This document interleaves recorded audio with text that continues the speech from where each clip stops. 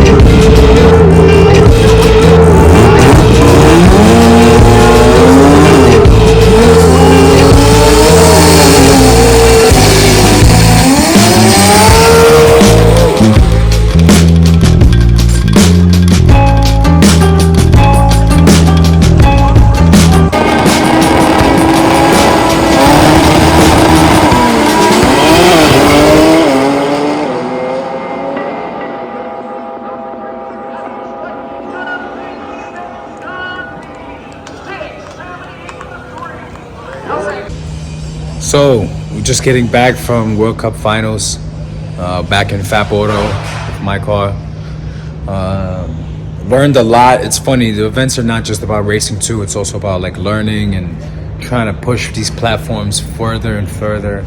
I'm here now trying to make the switch to methanol. It's just crazy,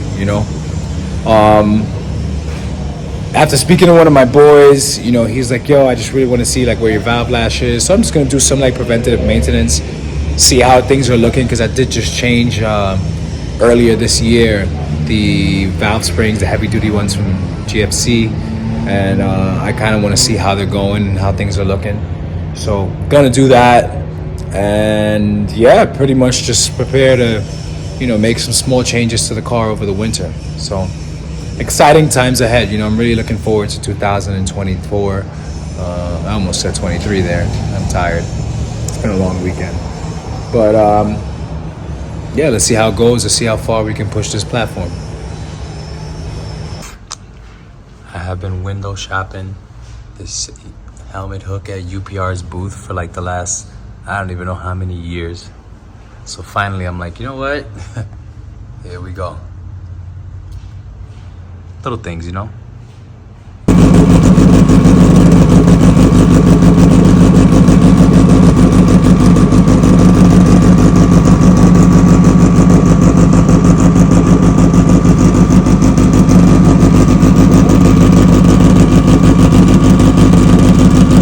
Other one Spicy probably.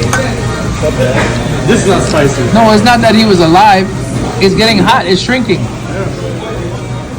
There you go. Boss, these were live squid, no? No. Yeah. They think it's alive because it's shrinking and it gets hot. Oh, yeah? All right, so the winter upgrades are already beginning, which is dope. Got a care package today. I don't even want to call that a care package. What am I talking about? Care package is when people care about you. This is a big ass company, but got a package at least. Planning, walking into what I'm already trying to do here with the new boost control setup. So, just a little order on Motion Raceworks for some CO2 stuff, and this is what we got. And for the sake of DIY, I refuse to pay people crazy money for things that I know I can kind of piece together myself.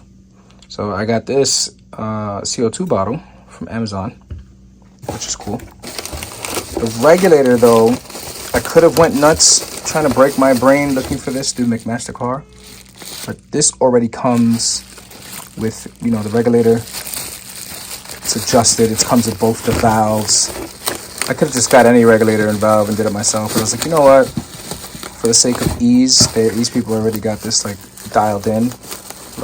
Why don't I just get everything from them? So that's squared away. So I gotta get this thing out the package, right?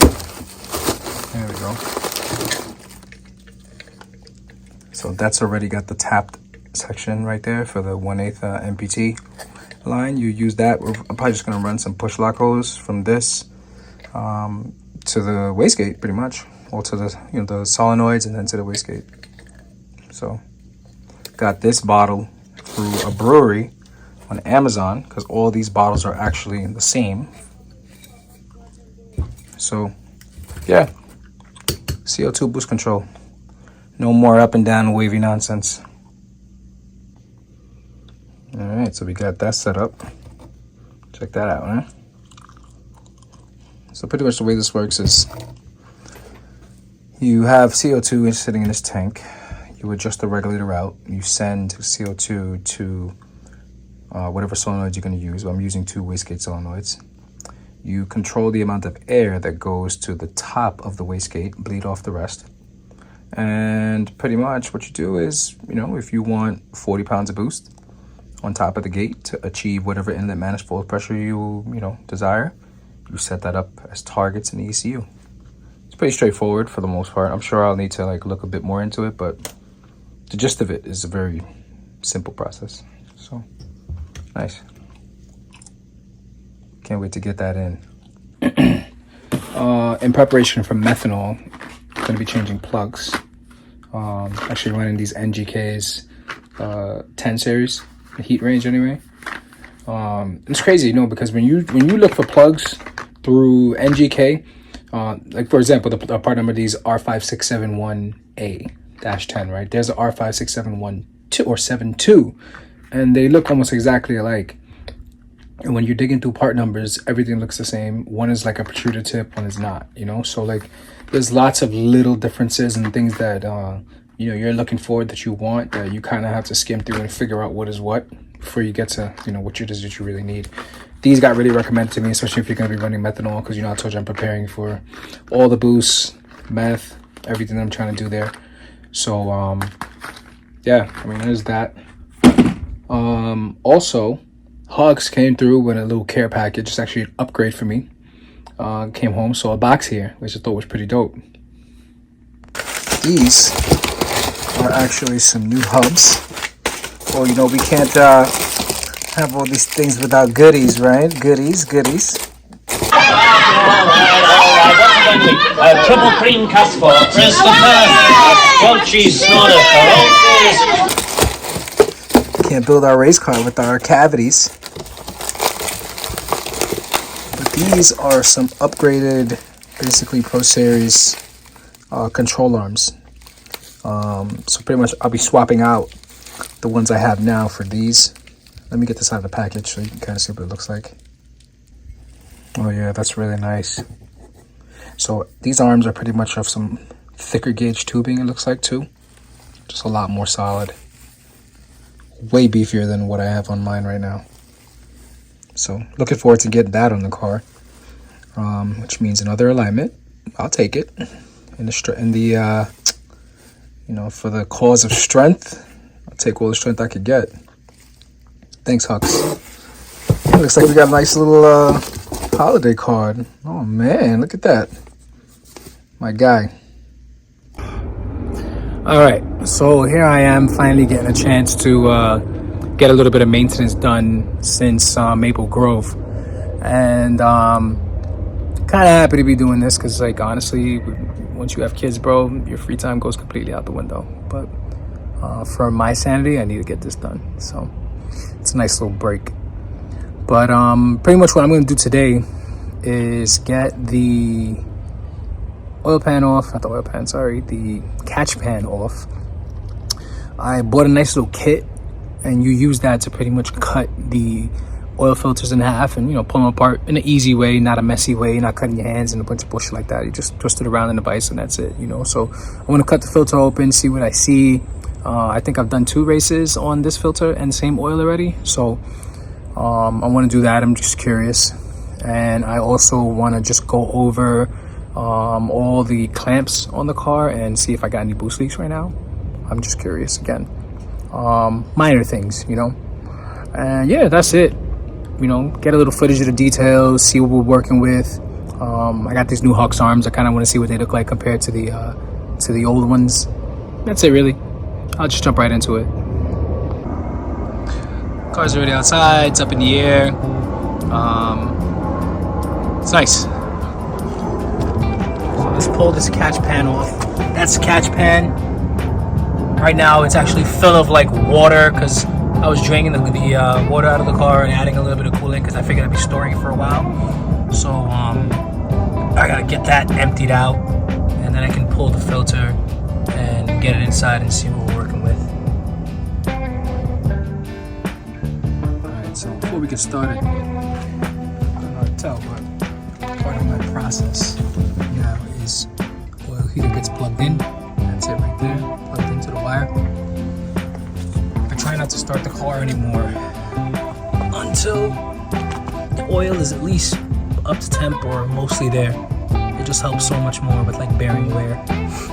So that's part of the reason why I'm also checking the oil filter. I want to see what's been going on since I built this motor. Yeah, oil looks good actually when I drain it all the time, so that's one positive thing to go after. Yeah, let me just jump into it, man. Get this pan off and go from there.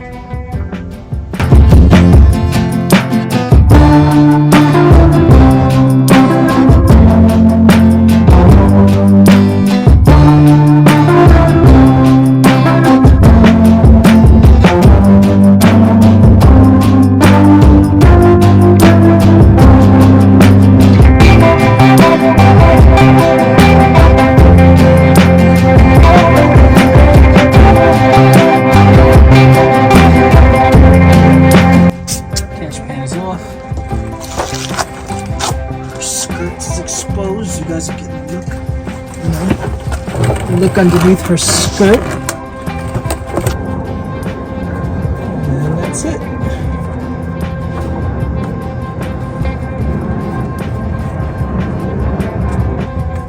Alright, that's it. Ginormous oil filter off. Sacrificing this glove. It's a glove hell. So what I'm gonna do now, get that inside.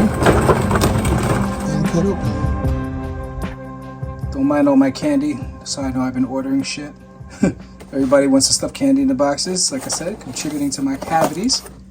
So this is the basic kit that I got. That's the oil filter that I'm going to be cutting open, the Wix oil filter. So this is the basic kit that I got. I actually just got this through Amazon. I looked for like oil filter cutting tool, and this is what I got. And I mean, yo, it's pretty basic. It's for those of you that have no idea what this is, because all these years I had no idea that this was actually a thing. All this is a tool here with this blade here at the bottom, and you put the oil filter actually in the vise. There are a couple ways I've seen done to do this. Some you do by hand, or you hold the filter with something and then you turn it.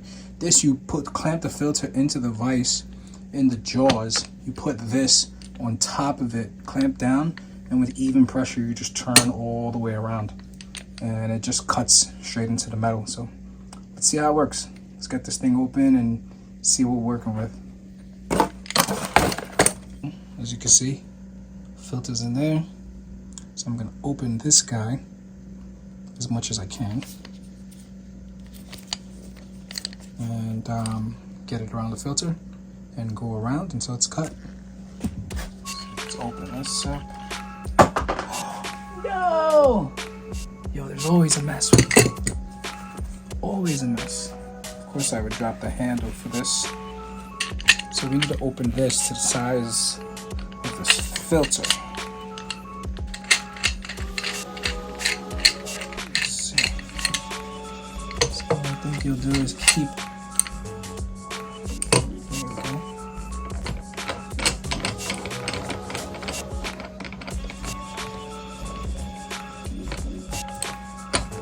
So I'll press down. A little bit of pressure. And as I turn, I think as I turn, what I'll do is try a little bit more. Let's go all the way around first. Another quarter turn. Yeah, that's making a nice little line. Nice line that we can see there. If you listen, you can hear it.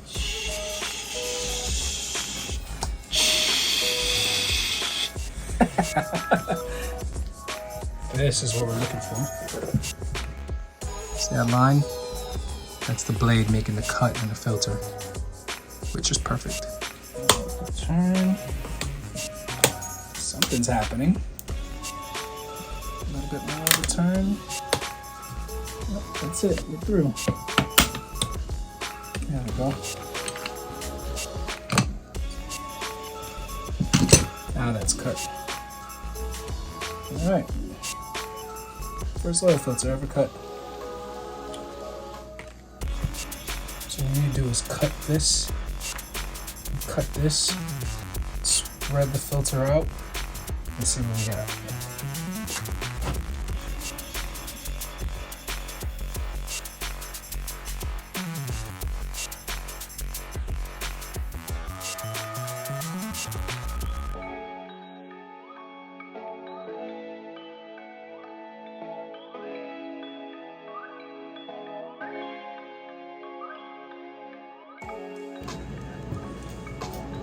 Alright, so first time for everything. I actually wasted all my time cutting this. I could have snipped that metal piece and ran a razor blade around, which kind of hit me once I saw that this was paper. Alright, anyway, this is clean side. Be the dirty side.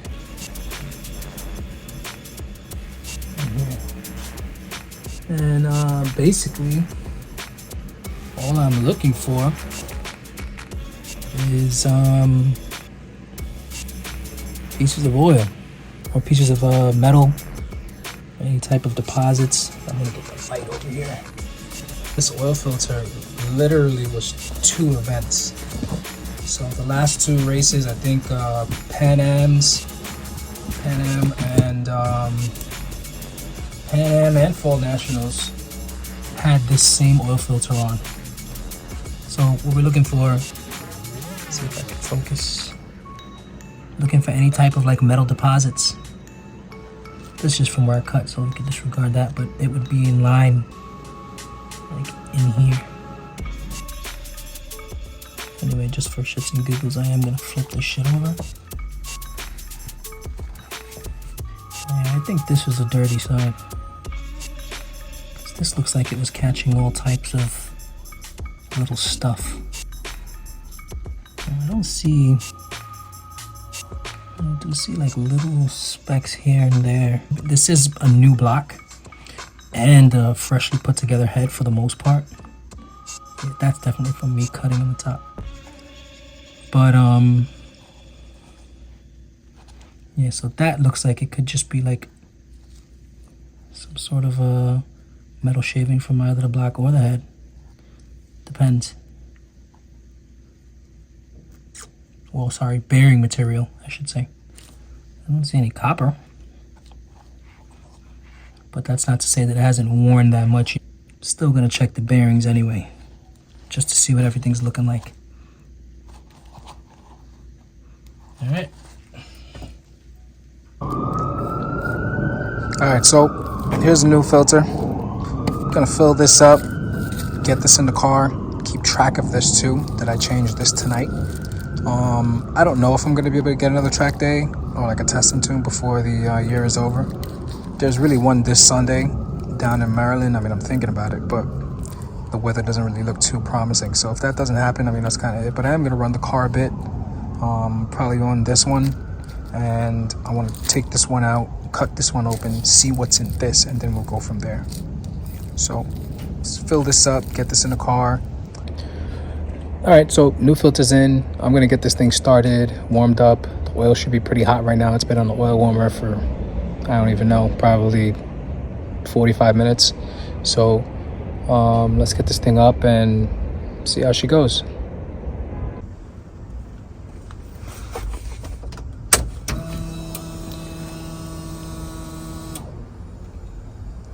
$11 Warning on Motec, heat the motor.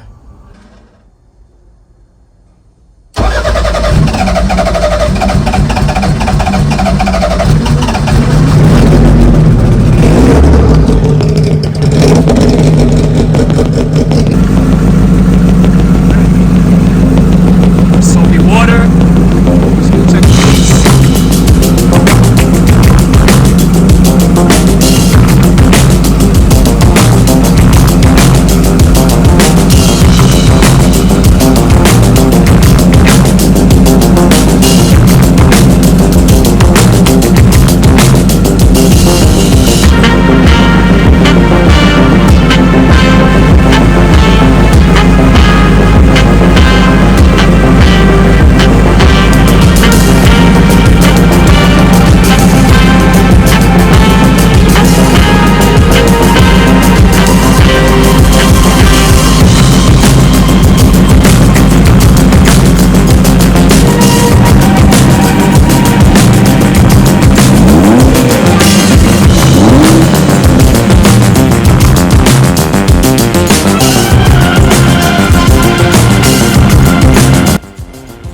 All right, so engine sounds really healthy.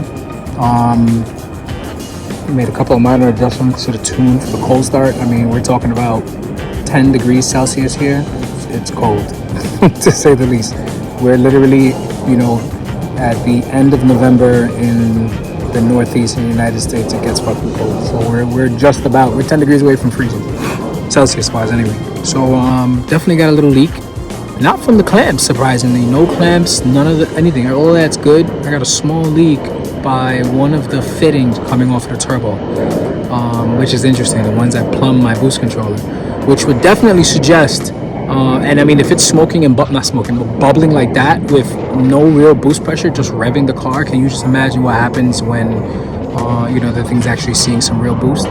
So I'm going to take that fitting out at the bare minimum, put some Teflon lube or whatever that stuff is that I have around it, let it dry and get it back in there, tighten it down, and it should be good. But that's what we're looking for. That's why we're doing all this testing. Intercooler is good. Last time I was at the fab work, he didn't have a way to really boost leak test the intercooler, so what he did was just run a bead around the edges where he saw like some carbon that looked like it might be leaking. And it'd just be nice to get some testing done right now. I don't know if we're gonna be able to do that, but we'll see. We'll see what the next couple of days, weeks, what that holds. The end.